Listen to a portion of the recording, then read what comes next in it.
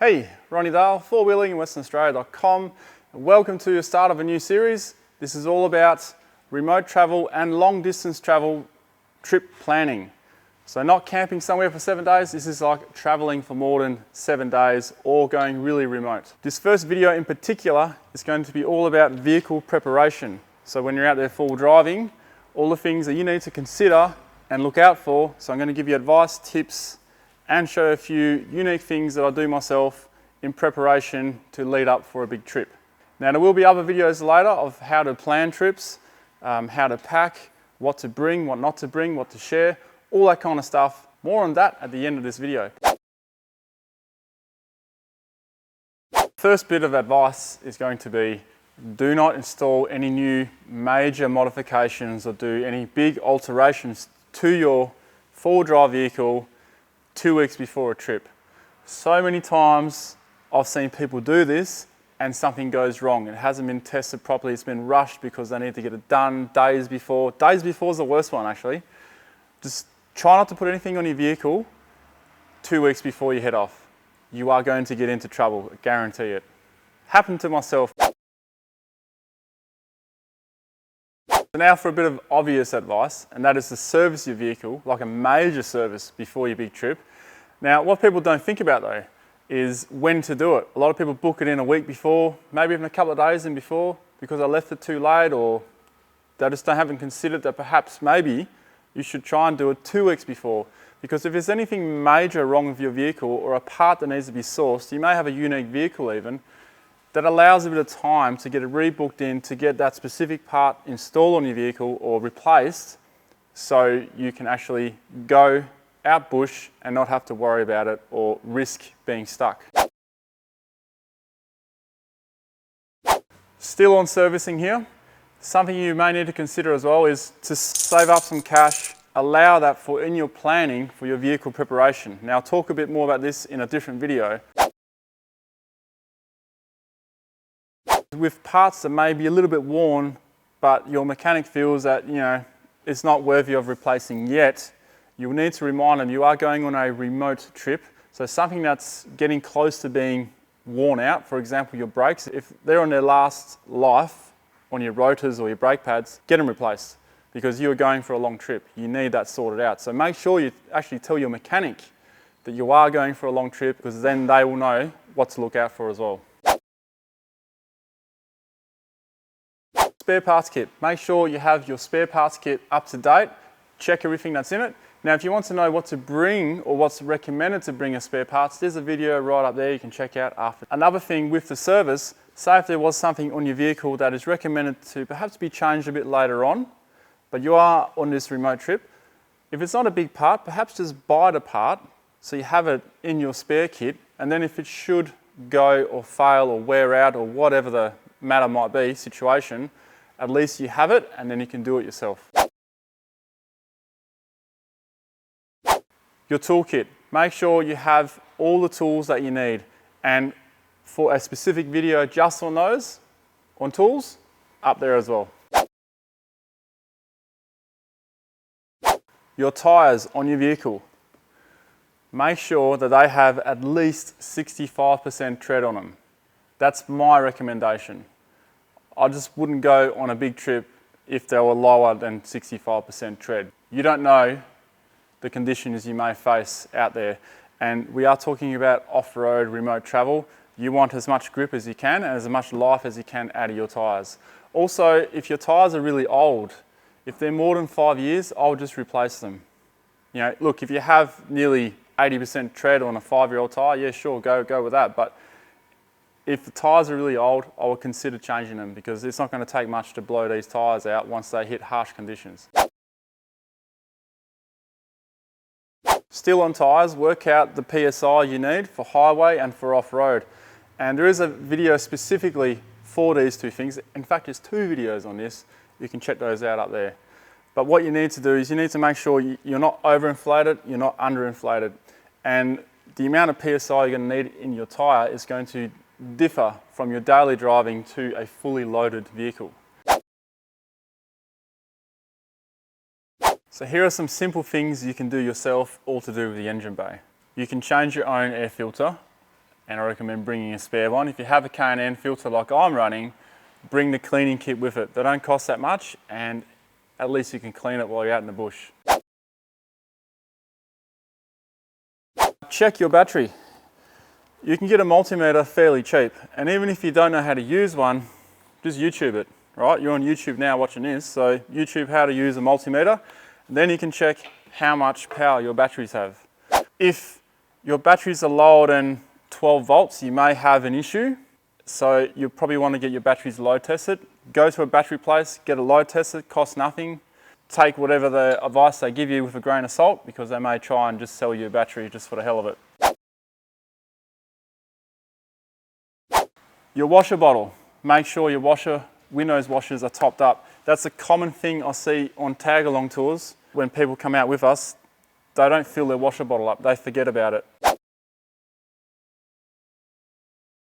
Fuel filters. With a service, you'll probably have it changed.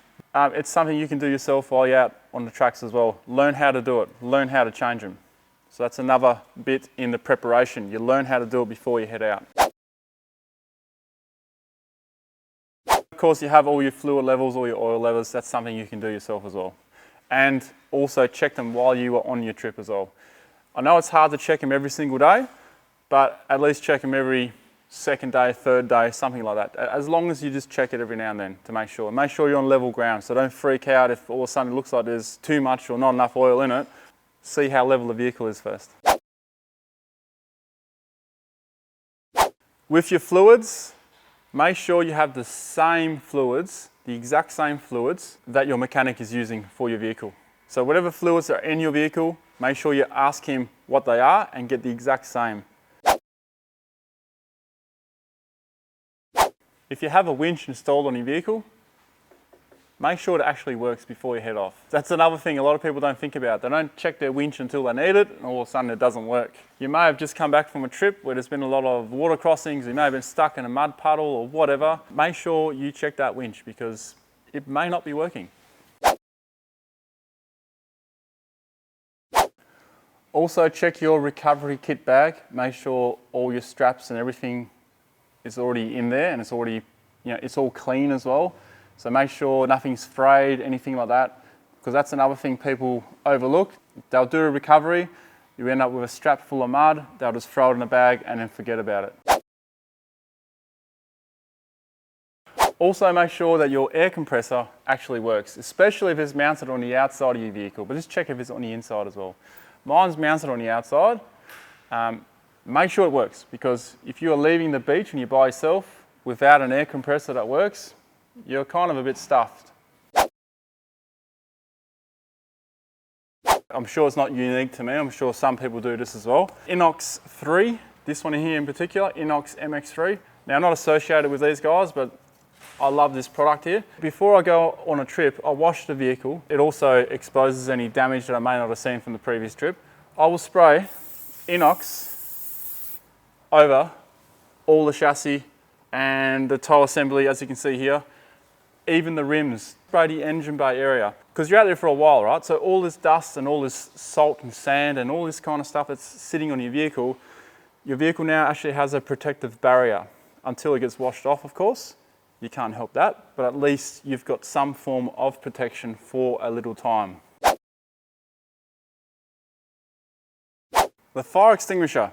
Make sure it is charged, it has the right amount of pressure in it, and also make sure that your first aid kit is still in your vehicle and top it up as well. More of this kind of stuff in another video with all your emergency communications and all that kind of things. So I'm not going to go into that too much into depth here, it's just mainly vehicle preparation. Communications, make sure your radios work, and if you have more than one, check them all. So I have 3 in my vehicle, I've got 2 mounted and I've got a handheld. Check your handhelds as well, and make sure your charger is in the vehicle too. Now the best way to check a radio is to hit channel 40 and just say breaker breaker, radio check. Someone will most of the time get on there and say, yep, I'll read you.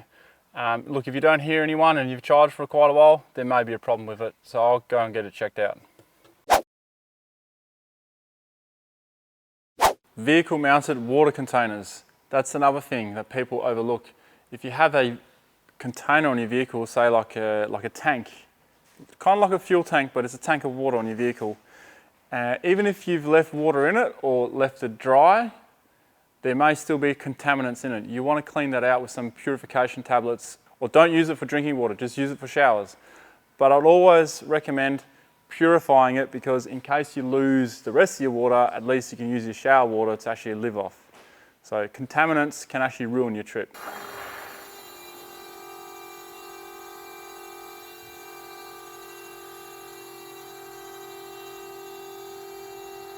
All right, now to a bit of a top 5 of things to look out for and necessary things to really get checked out if there is a problem. So let's get started. One of the most important things to make sure is repacked or replaced, if worn at all, are your wheel bearings. And to be able to check those as well yourself, you've got to jack the vehicle up and move from side to side, up and down. And that's just checking for play. Now there will always be a little bit of play in it, but you're checking for more than usual play. So that's if you can feel it, it's going dunk, dunk, dunk, then you know there's something wrong.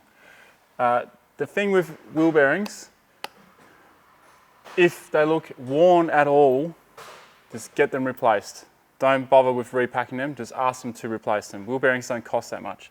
And the thing with wheel bearings, it is the most important part of your vehicle, because if you have a collapsed wheel bearing, you can't tow your vehicle. You're going to severely damage your vehicle, and you may not even be able to tow it out. Look, if your engine carks itself or your driveline spits something out, it doesn't matter, you can still tow the vehicle. But your wheel bearings, if they fail, you are going nowhere and you're being towed nowhere. The second part of my top 5, bit obvious, the brakes. Make sure your pads have plenty of meat on them, and make sure there's nothing bad going on. Now obviously your mechanic's gonna check this when you get it serviced, right? But it's just my top 5 of places to actually look for. While we're here, on IFS vehicles, they will have boots around the CVs. Make sure there's no tears, there's no holes. Make sure that they are sitting correctly and there's no damage to the boot. A tear or a hole in that boot, first water crossing, you could stuff your CV. Okay, so the next 2 things are quite obvious as well. Or maybe not so obvious to a lot of people, but we'll start with the most obvious one. Major oil leaks, or any oil leaks in fact. A small oil leak can turn into a big oil leak during your trip. So you want to make sure you get on top of that, even the small ones, even the real minute ones, get on top of it.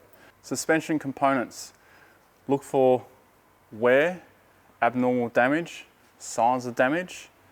How's the vehicle driving? Is it really squeaky? If it's squeaky, maybe you need to replace the bushes. Now, the bushes are not something you can carry as a spare, because you need a press to put them in, especially the ones on your front control arms. So that's something else that really needs to be done before you head away. Now, this was just the top 5 of things to actually look out for, but most of this stuff should be covered in your service. You just have to make sure that you tell your mechanic you are a four-wheel driver, or overland or whatever, where you are going, the harsh conditions the vehicle's going to face, and how long you're going for. That should then hit home to the mechanic, and hopefully he will do the righty by you and look at your vehicle from a overlander's perspective. Thanks for watching. If you have any further tips for vehicle-specific preparation, put them down in the link below. Now, there will be other videos covering, sat phones and all that kind of stuff, and what to bring as personal items and what to bring as emergency food. All that kind of stuff will be covered in different videos. So this is purely vehicle preparation based. So I hope you learned some new things, and if you've got other things to say, in the comments below. And those other links that we talked about earlier, with PSI for your tyres, toolkits and spare parts, all that kind of stuff, links down below and links up in one of these corners. Thanks for watching, subscribe, and I'll see you in the next video.